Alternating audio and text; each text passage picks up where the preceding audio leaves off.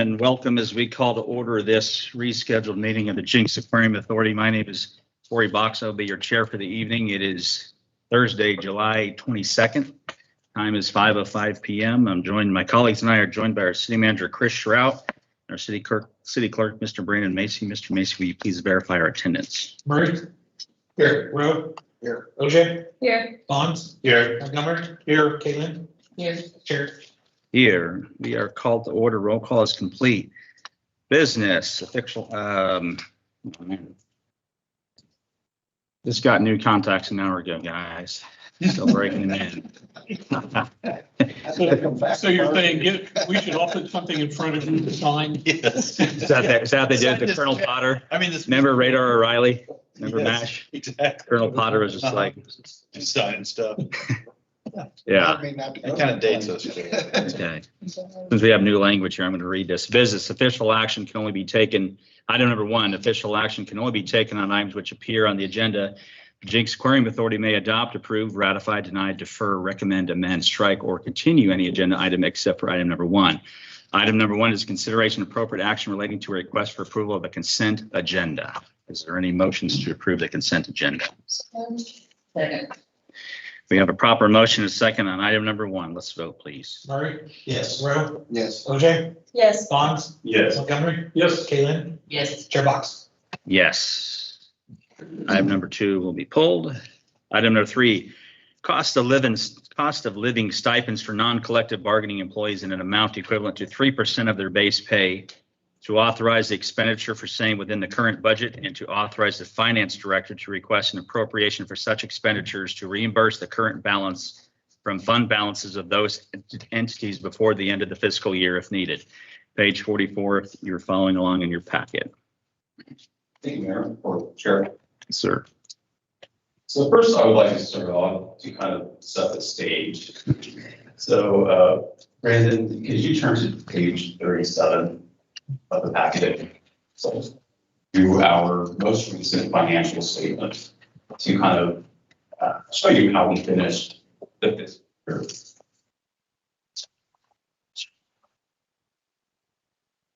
So what we are seeing up here is the revenue side of our financial statement. And looking at the first 2 line items, ticket sales and e-tickets, that is kind of the bulk of our revenue. We previously budgeted for the fiscal year something that sums up to $3.78 million, and we ended up bringing in $4.13 million. Memberships, we budgeted $575,000, and we just missed that by $1,000 and brought in $573,000. But it is a $87,000 increase from the fiscal year 20 revenue. Education, if you combine education programs and Fish Friends, we brought in $166,000. Last year, it was $115,000. The majority of that was from our Fish Friends fund from OAF. And a good portion of that, of the $81,000, was from Symphony by the Sea, which brought in about $30,000. Our event sales, if you add event sales and birthday parties, we brought in $103,000. That kind of fell shy, or very shy, of the budget of $298,000. And of course, it's the COVID. You know, how many months were we actually in that year open for events? Right. The majority of it would have been birthday parties, which is 48,000 events. Other events would have been probably starting in January through the end of the fiscal year. So it really felt like more like half a year of where we were actually, people weren't necessarily ready to do events, but we were available for roughly about half the year. So then we held the chamber banquet in March this year. Thank you. Fish food, kind of down towards the middle, we brought in $294,000. Our budget is $200,000. So a $94,000 increase over the budget and a $108,000 increase from the previous year. Our gift shop was pretty strong. The cafe deli was strong. Our VR simulator and hurricane machine and bull shark provided an additional $275,000 of revenue that we did not have in the previous year, or had just started operations for those amusement parks. And then going to the second page, our operating expenses, we budgeted to spend $5.5 million. We ended up spending 4.3. So a savings of $1.2 million that we did not spend. Our capital expenditures, our debt service kind of came in line with the budget amount.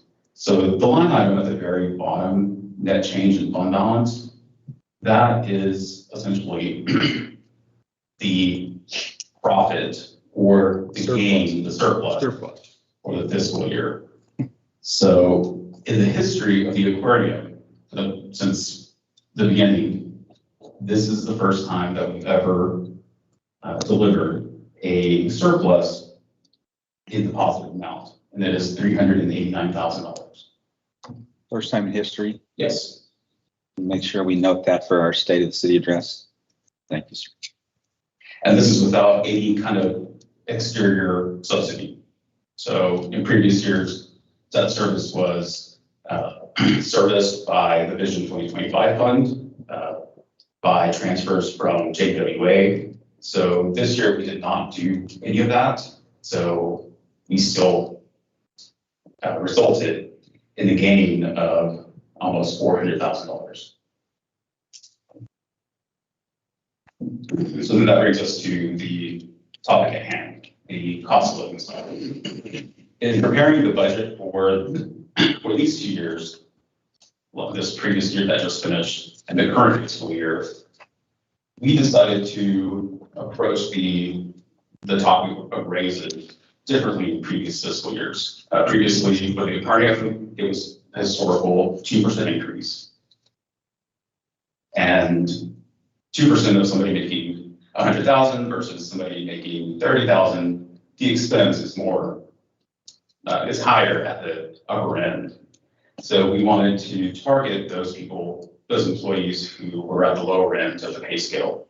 So we structured a tiered approach, a tiered raise, where if you earned less than $30,000, you would get $1,000 added to your salary. If you made between 30 to 50, we would add $750 to $85,500, and then 500 or 85,000 plus, you would get $250. And this helped bring those people at the bottom up. So somebody making, say, $14 an hour, annualized, that's 29,000. They would get $1,000. That results in a 3.43 increase. We did that last year. We did it this year. So combined, that's a 6% increase for somebody making $14 an hour. And talking with management and reflecting on the year that we had, we decided if we could continue to reward our employees for sticking with us through the COVID pandemic as a retention bonus or a cost of living adjustment. Recently, energy cost or fuel cost, food cost, shelter cost have all increased. I'm sure in the news you've heard all the rampant inflation. So we decided to request issuing a cost of living stipend to our employees, full-time and part-time, in an amount equivalent to 3% of their base pay. So we would look at their annual salary, take 3% of that, and issue as a lump sum one-time payment. This would be for employees on record as of the end of June, who are in good standing and who are still active, but we pay it out next Friday, if approved. And of course, this is not something that we necessarily budgeted, but we also ask that, kind of like what we do with the Christmas bonuses, that if we, at the end of the year, see that expenses are kind of going over budget, that we ask if we could do a supplemental appropriation. We hadn't had a need to do that these past years where we've done a Christmas bonus. And just looking at the financial statement where we essentially did not spend $1.2 billion, I don't think that it would be necessary to ask for a supplemental appropriation, but we just put that in there just in case. Staff recommends approval. This would cost about $58,000 for the JAA. And do you have any questions?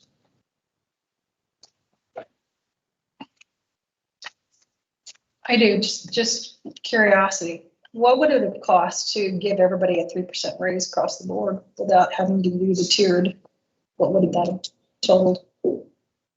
Roughly the same amount, about $60,000. 60.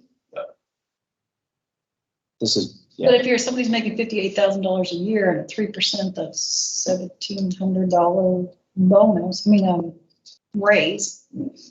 So with everybody, so it's really talking $2,000 difference if we gave everybody a 3% across the board? To get this ballpark. So with the ticket agents and the fluctuation in personnel, the spreadsheet that I had, say a month ago from those employees on record, a 3% stipend would be a 3% increase, right? Because it's their old base pay plus 3%. So it's roughly $60,000 when you include the FICA. It would be slightly more expensive because if you're adding it to their base, then you also up the amount that our retirement contribution is based on. So it'd be slightly That more was just a expensive. question. Yeah. Thank you. So if you do a one-time, it doesn't affect, from what I remember, back in my days when I was still working, I'd get a bonus and some portion, if I had X% going into the retirement, X%, how that went to the retirement. Doesn't it still work the same way? No, our retirement contribution is based on our base pay, our base salary Okay. and longevity. So it depends on the earnings code. We would pay this out as a bonus. It's not part of your salary. Okay, It's a supplemental all right, payment. So retirement would not cost. okay. I have no idea if this was a work this way or not. If somebody was making 50,000, I don't know, maybe get 50,750. Somebody made 50,100, they would get 50,600. And that's just for some reason, that just doesn't sound right to me. If the ranges are too far apart, it's almost like you're penalized. Yeah, you're talking about what we've got in the budget right now. Yes. And then, eventually you have to kind of draw lines, right? So if somebody's earning 49,999, they would get the 750, and somebody's who's making 50,001 would get the 500. Eventually the lines, if it's tiered, the lines have to be drawn at some number. And those are the numbers. That's right. I think it's a good point that you're making there, Yeah. because I wouldn't believe the goal is to penalize someone that they make just a few dollars more than someone under them, I wouldn't think. That would make sense to me anyway. Yeah, and just as a general comment, I know you're calling it cost of living. It's not really cost of living unless it continues on. So the terminology is a little dicey in my opinion. But, given we don't really know yet right now if we got a one-time bubble going on in terms of attendance, all that, I'm generally supportive of doing that, but I really think going forward, we need a different type of plan that is a little bit more indicative of the marketplace. Because I'll tell you that first part, which we did put in the budget, really is indicative of the marketplace. But that said, I think, I get what you guys are trying to do, and that's okay. I just don't really like one-time things. I know, I would rather see a a raise. Yeah, I mean, as an employee, if I look at it and go, yeah, I really didn't get a raise, I got this one-time thing. The problem is, that's not what the market did. Right, your salary stayed the same. Yeah. You're just getting, I called it a bonus because Yeah, it really basically is. And I misspoke when I said that, but that is what it is. And that's what I'm a little concerned about. And I understand what we're trying to do because I know to me, I just think that they are underpaid. But if we could look at, and that's why I was asking you, what would the cost be if we gave them a 3% across the board to everybody and not cost of living type situation? So next year, their base is going to be 3% higher. Right. And I get it, but I would like to know what that number is, to be Well, honest with you. I know it's going to be higher, but how So much? if we took everyone's salary right now at the aquarium, 3% of it is $58,000. Is that correct? So the cost would be $58,000 every year if they never got any additional Correct. raises. well, So, I think the cost would be slightly higher because of some of the other Sure, matters. yeah. Of the retirement and things. Assuming like that. nothing else changed. I would tell you this, and when's the last time that everybody got a raise at the aquarium across the board? Like, and across the board. I mean, we had the tiered system last year, we had Yeah. the tiered system this year, so, We just raised ticketing, Yeah. people from Yeah, 9 and- to 11. and that's something that, we didn't necessarily talk about is, 2 years ago, we said, who are the people that need to have, that you think are underpaid, that are valuable, that need to have their salary adjusted? We made a bunch of changes to those people's salaries. And then in addition to that, we've been evaluating, like, say, the ticket agents. I mean, we've raised their pay by something like 20% in the last few months.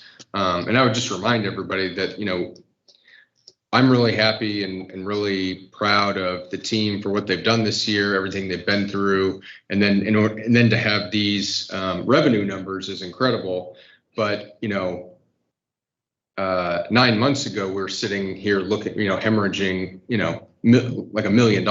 And, I think that, and we made a policy decision right off the bat that, we're going to ride this out. We're not going to do furloughs. We're not going to lay anybody off, and other communities did, other organizations did.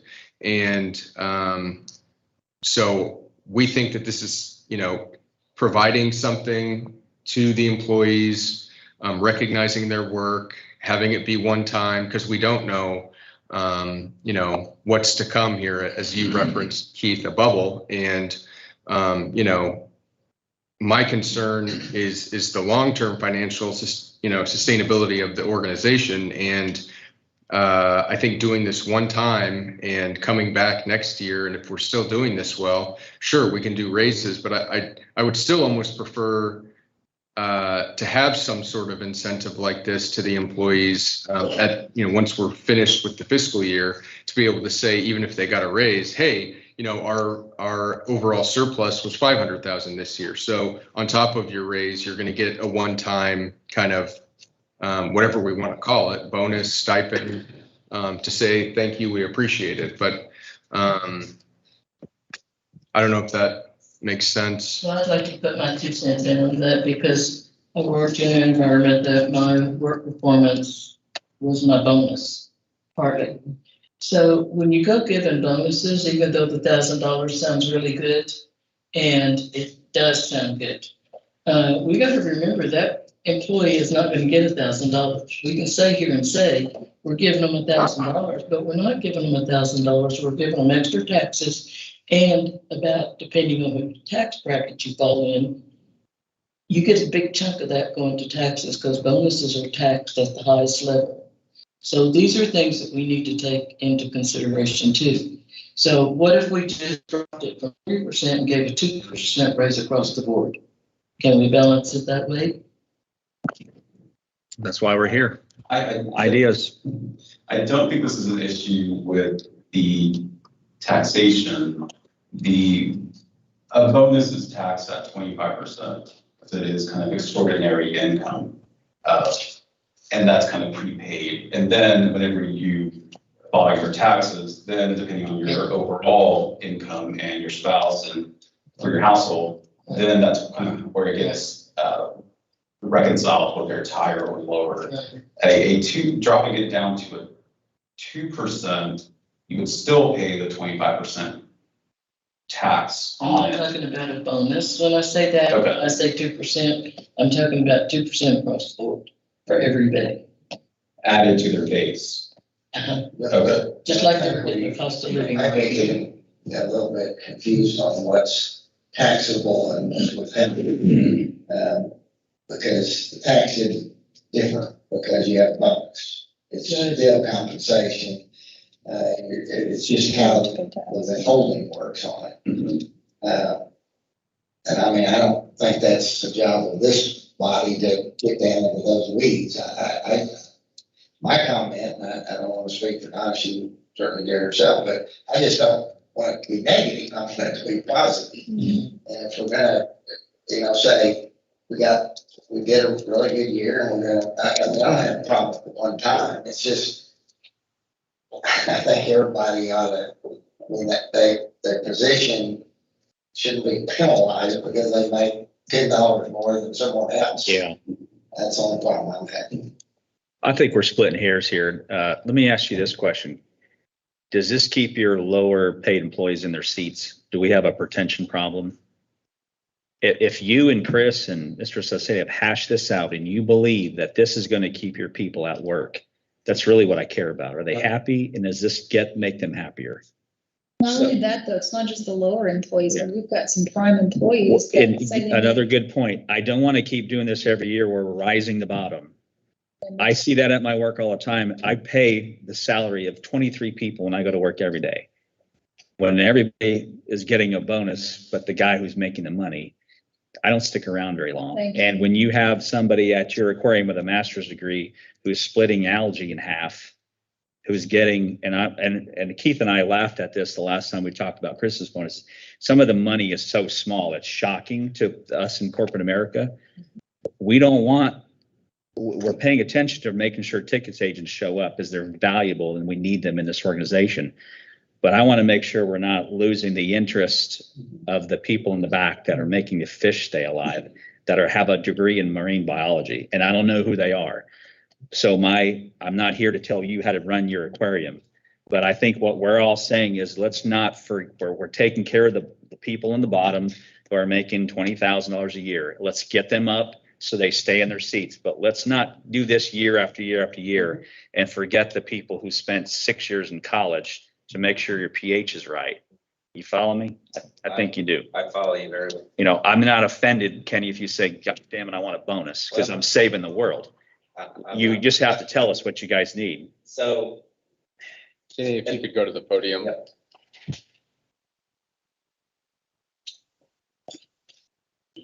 So to try to explain it as best I can, an aquarium is an extremely dynamic and complicated thing because of the multiple disciplines of people that have to work under one roof. So much easier to gauge everybody's work when it's one discipline. If all we did was sell tickets and we were a contractor, we could balance this out. All we have are biologists, we could balance this out. The problem is you have all kinds of different departments and their pay can be looked at from different angles. The most realistic angle is comparing it to the market, right? So what do ticket agents make?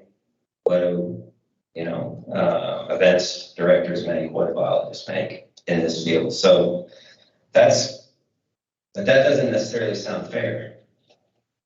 And it isn't fair. But the problem is it's not fair anywhere, at any aquarium. The biologists, unfortunately, are held hostage because of what they're doing and they love what they do. And the industry takes advantage of that. And that's a fact. it's your choice to be a biologist. Where are you gonna go? I was told as soon as I got my marine biology degree and marine fisheries degree that I was crazy. I was never gonna make any money. And a lot of people don't.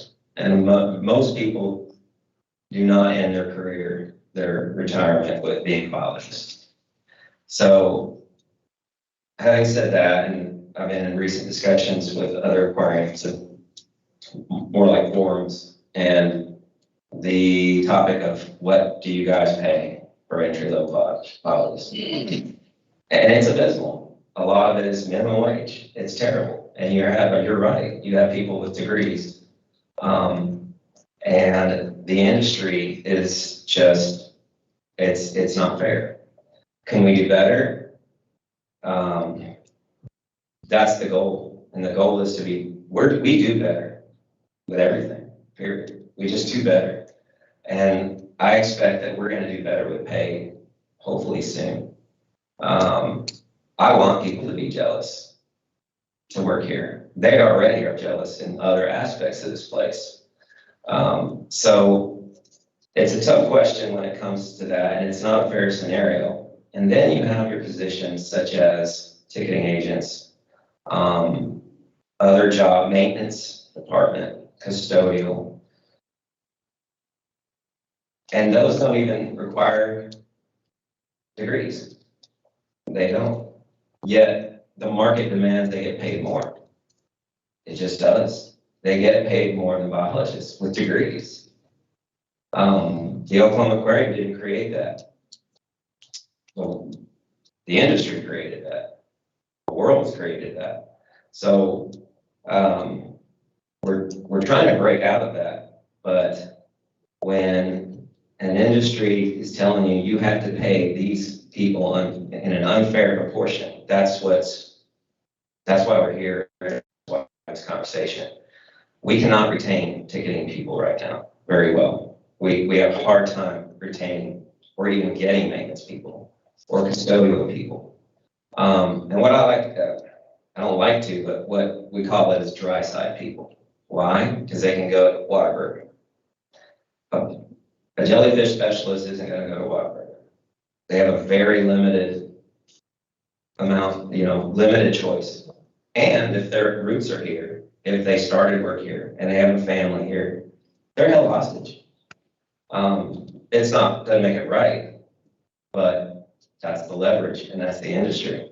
So to answer your question as best I can is, yeah, we do have a hard time retaining certain positions, and mainly it's the dry side positions. And that's where we have big turnover. And recently, because of whatever you want to call it, the COVID phenomenon, this whatever today is with inflation, with people not wanting to work, or whatever it is, we're feeling it much more on the dry side than biologists. Again, biologists, wherever they go, they're gonna have the same challenges. So yeah, we need to, and a lot of that dry side is the lower paying jobs, and that's why we're trying to get that lower paying, and I think it's the right thing to do. So that's kind of why we're focusing on that first. I've been patient. It's easy for me to say because I don't make what the lower biologists make. So you have to put yourself in those shoes. However, I was in those shoes. I was in everyone's shoes at that aquarium, except for the dry side, which now I am. I worked in the lab. I worked in the filtration department. I worked as a lowly biologist. I worked at night. I worked all the jobs. I came here for $23,000 a year with 2 degrees after opening a $60 million aquarium at 30 years old. And it was hell. Would I do it again? No. And I only feel like I have been paid correctly, and just honestly, since Chris came on board. I hate to say it, but I can tell you all kinds of stories, but I don't want to be on the microphone. So we're not going to solve it tonight. we're gonna start chipping at it tonight. But my goal is to break out of the industry standard and do our own thing. And I want to make as much money as we can next year, and with some projects that are going to generate revenue. When I feel that money is there, and I don't feel like we're in a bubble, I'm going to be in your office, Chris, and we're going to have to do some things, or we're going to have to roll up our sleeves and work on it and make other places jealous. Because I think it isn't fair. It isn't fair. But I think you're absolutely correct, and it's unfair, and I think in all categories, it's not you, it's gonna be public works, it's gonna be police, it's gonna be fire, it's gonna be everybody. We're addressing tonight, this stipend, in all three meetings. And so whether we call it a stipend, whether we call it a raise, whether we call it hey, thanks for sticking out the year with COVID, it's a start, we've got to do something, but to show the appreciation to the employees of hanging in there and staying with us even for the year. I think if we can give them anything, it's fantastic. The raise is always good because they know they're going to at least still have that money every year. Right. But, Brandon's got Brandon.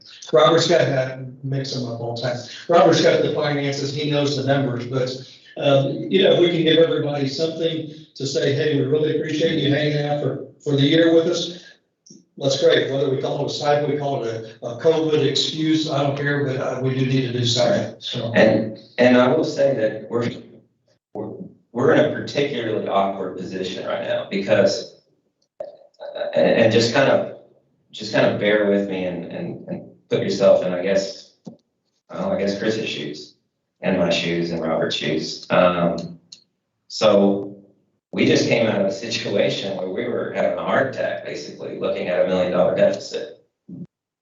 We went from excited and ready to take on everything and build all kinds of things and literally going into what was going to be the best spring break we've ever had, to shutting down and are we going to have a job?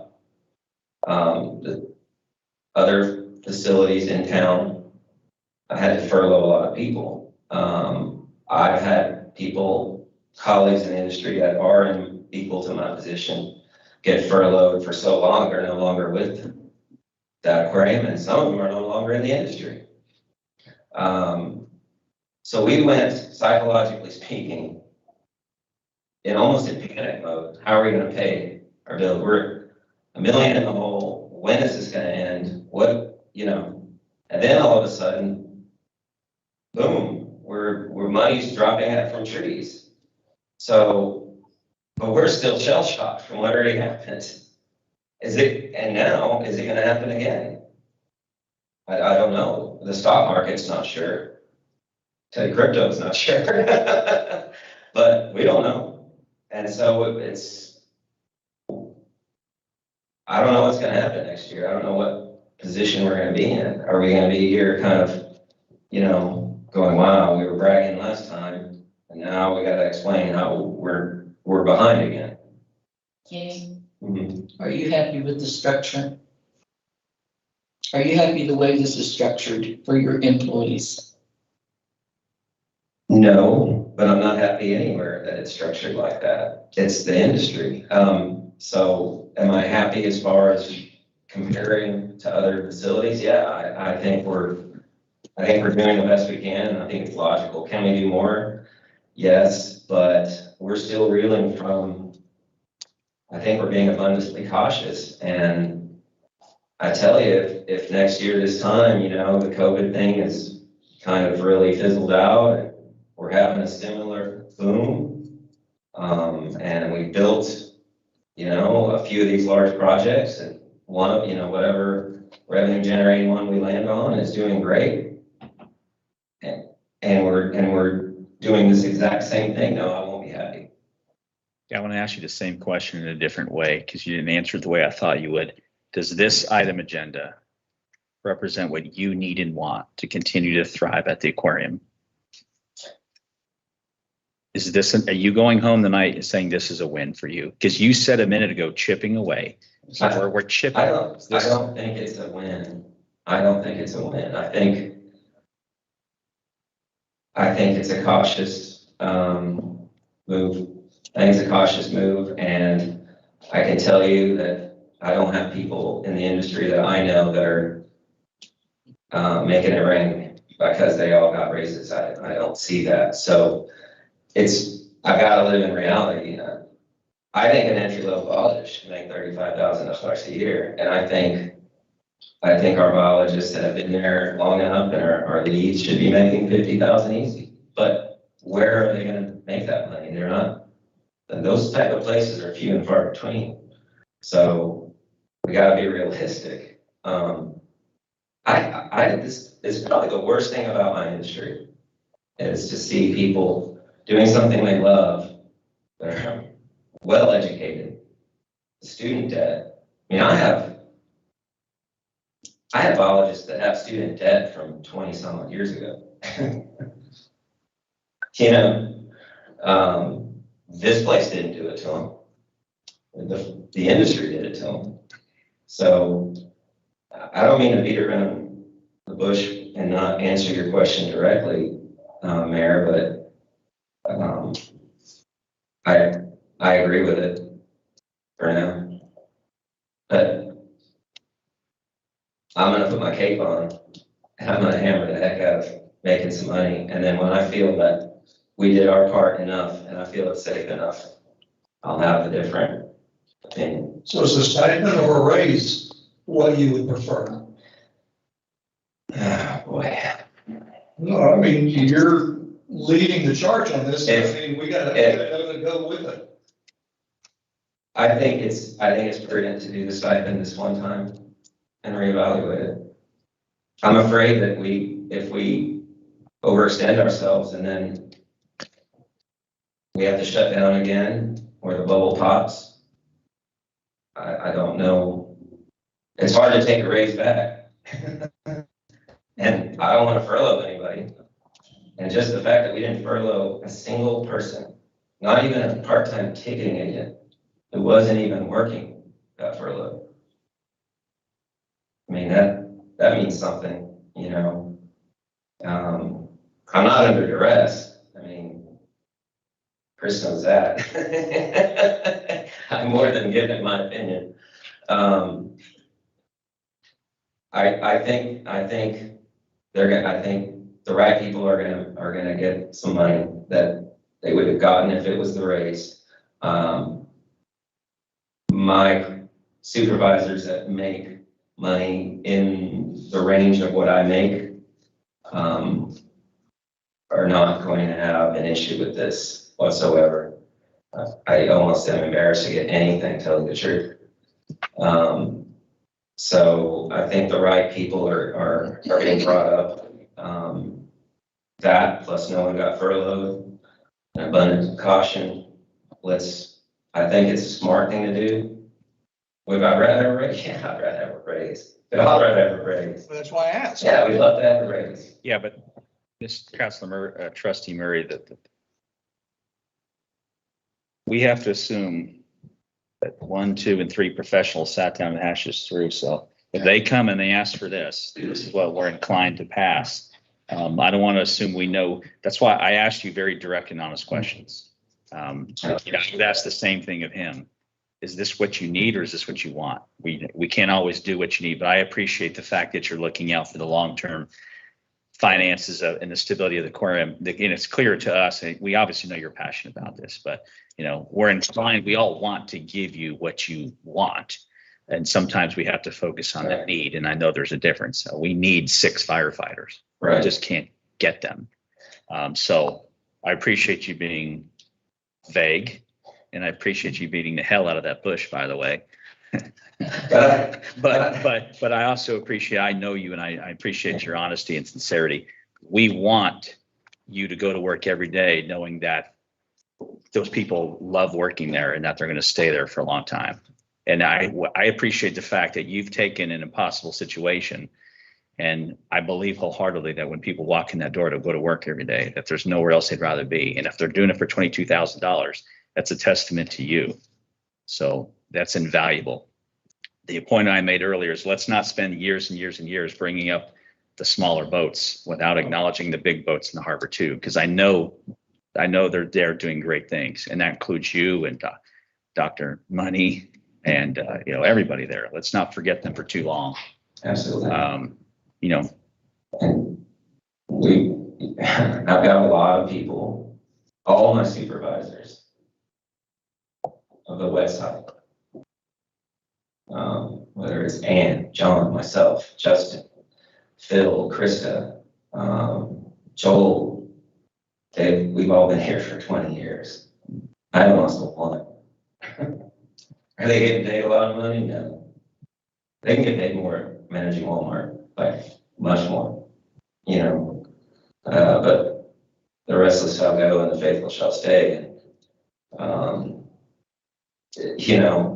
we've been in a hole I've never seen it as many people want to give our employees money ever as what I'm seeing here. And I am blown away by that, and I appreciate that. And I'd love to take advantage of that. But then again, I'd also like to use my head and rely on Chris and rely on,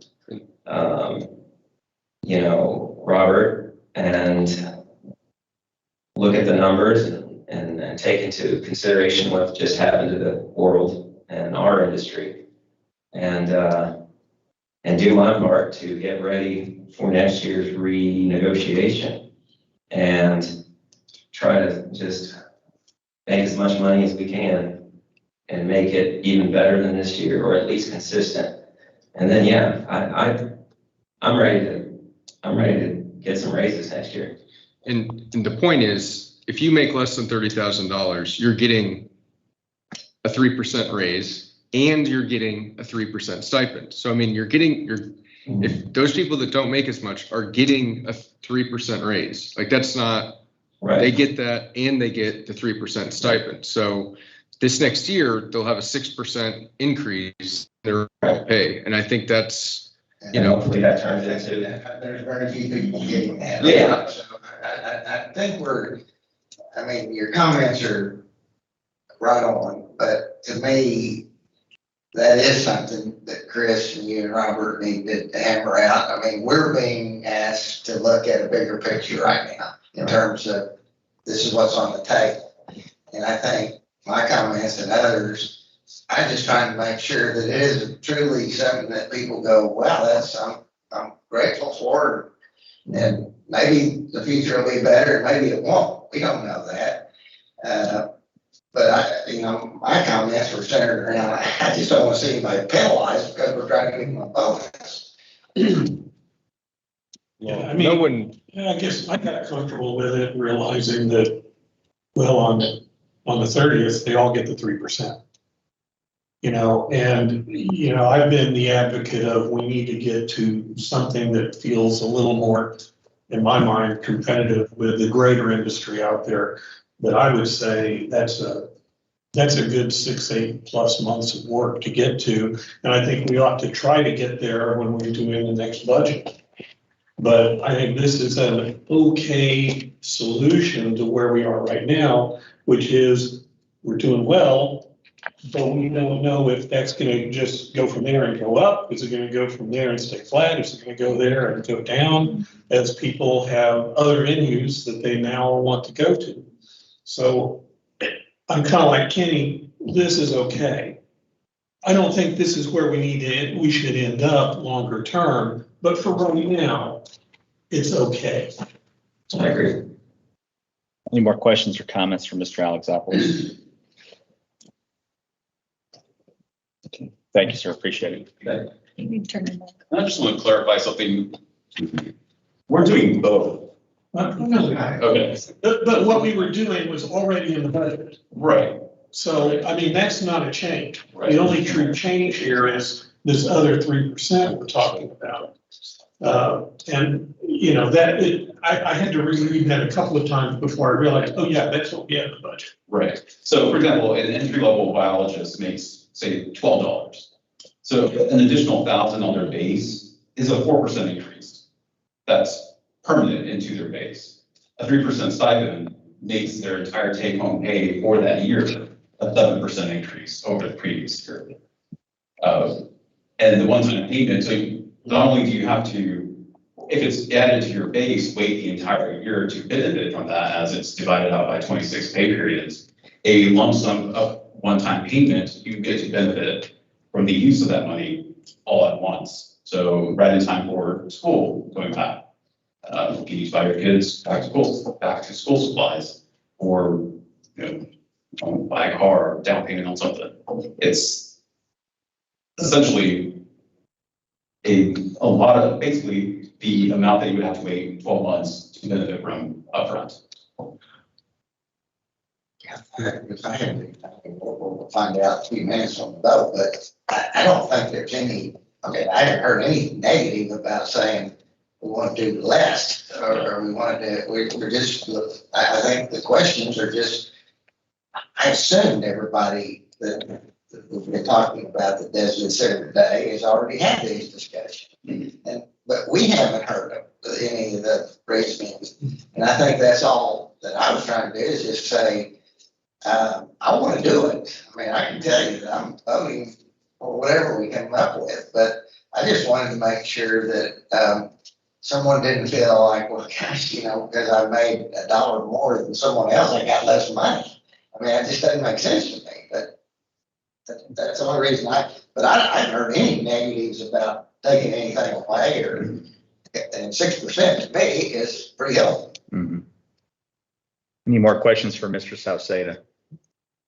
Any more internal comments?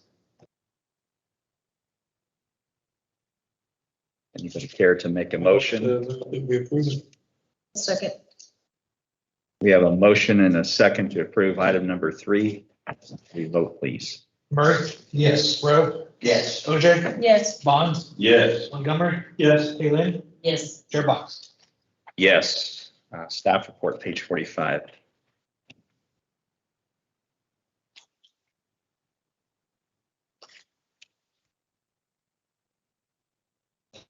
And you got 10 minutes. Yeah, so, Handed out big piles of paper, but yeah, if we could, maybe I could kind of briefly sum up the staff report. We can move to the projects. Aquarium's doing great. The new exhibit, we're moving, we're still waiting on some things, but the clownfish exhibit is done and about half the animals are in it. And it's beautiful and healthy. So that's great. We had a wonderful 4th of July. I think the best one ever, if I'm not mistaken. But I'd like, does anybody have any questions before we jump to the project? It's just because of time. No, sir. So I kind of overwhelmed you with probably some of these projects, but that way you could at least see what we've been working on, or really what Greg Helms and he's our architect, and he's here in case I need backup. And he put together these various packets. So where we're at, this is more just to let you know where we're at. Not where we've landed, but where we're at. And so there's multiple projects we've been looking at, and varying priorities. The priorities is what we're trying to figure out and weighing the cost. It's a dynamic process, and one minute we're thinking this is the way to go, and the next minute, well, maybe this would be the way to go. So the main project that is the priority that I think everybody agrees on is an infrastructure project, and that is the rebuilding the shark quarantine.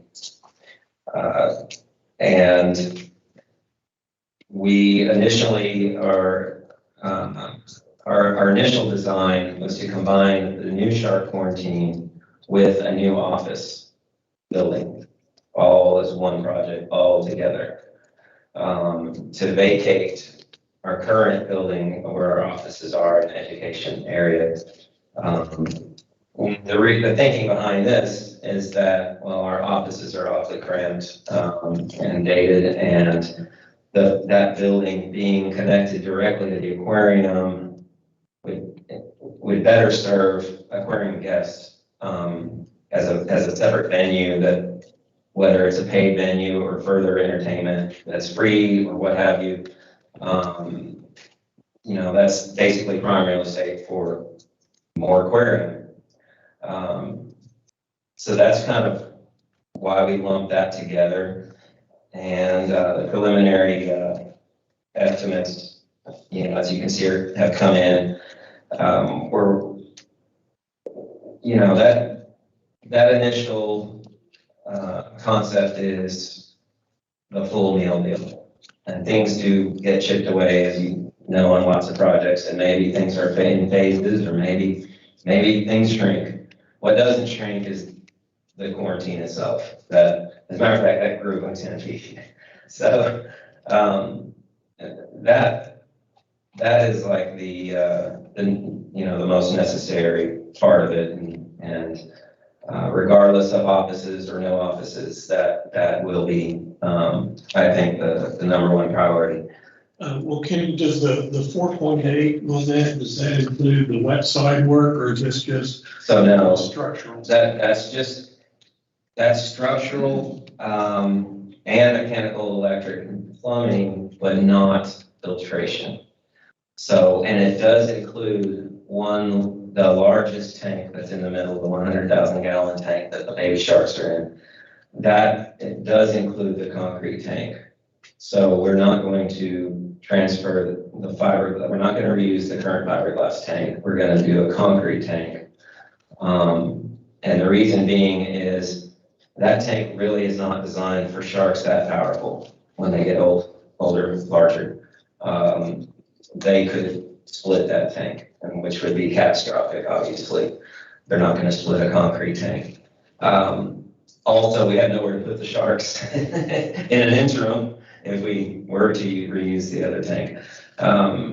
We're going to try to reuse as many things as we can, but that concrete tank is going to require large acrylic panels for view.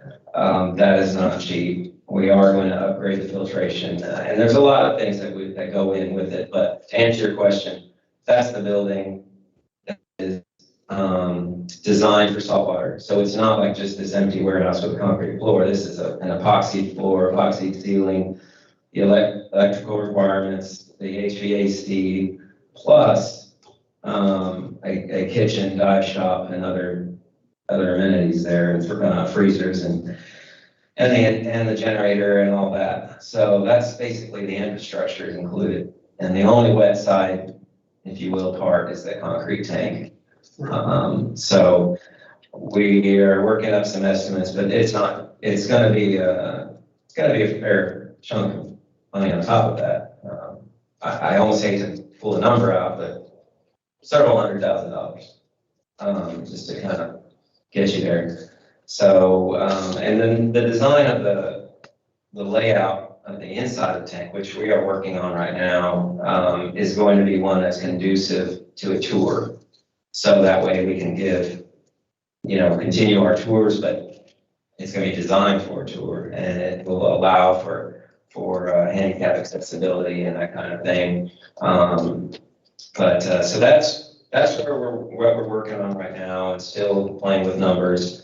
I hate to get too far in the weeds with this. I promise we're not going to come here and pop a request. We'll probably have more of these, but because of time, I did want to touch on some of the other things. Please don't panic, because we're not sold on doing any of these other things right now. But the miniature golf, obviously, we've been discussing. Numbers have been coming in. I think we can have an entire discussion just on that. But in a nutshell, the numbers are pretty high. I think, our dream of 36 holes, maybe more like starting with 18. And I think that's smart.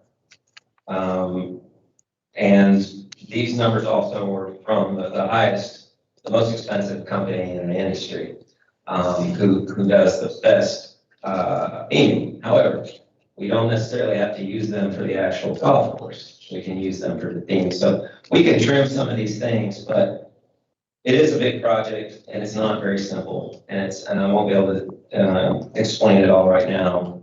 But please, when you have a chance, look through the packet and we can discuss things much more in more detail. The other thing is that we feel that should be done in the near to mid future is the parking expansion.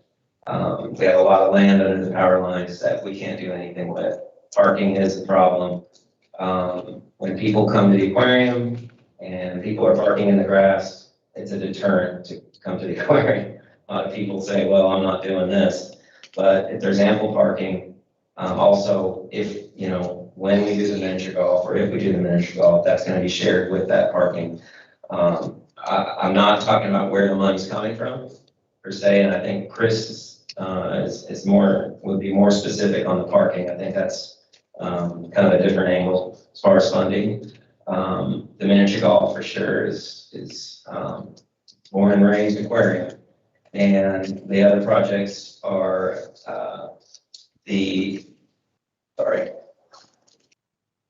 can somebody refresh where we're at here? My mind just went blank. So we have the miniature golf, we have the parking, we have the quarantine facility. And I think that's all the packets you have.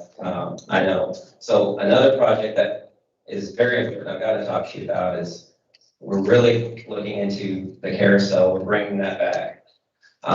We met with the carousel company and